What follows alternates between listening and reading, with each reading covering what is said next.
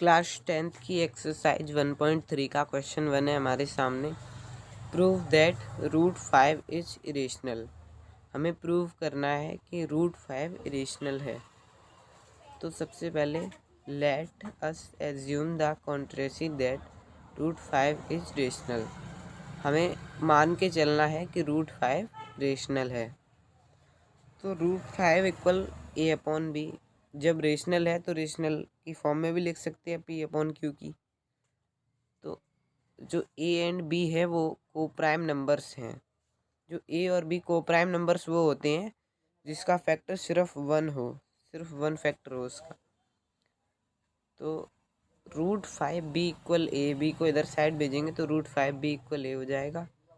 अब दोनों side squaring करेंगे तो 5b का स्क्वायर इक्वल ए स्क्वायर आ जाएगा।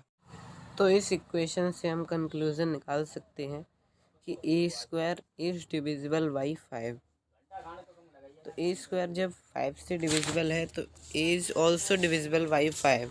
ये थ्योरम बुक में भी दी गई है, तो इसको हम फर्स्ट इक्वेशन मान लेंगे।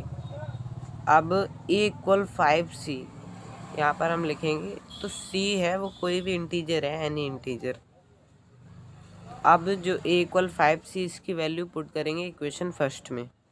तो 5b स्क्वायर इक्वल 5c का होल स्क्वायर, और 5 से 25 5 बार कटेगा।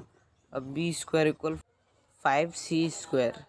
तो इस इक्वेशन से हम कंक्लूजन निकाल सकते हैं कि b square is divisible by 5। b square 5 से डिविजिबल है, तो b is also divisible by 5।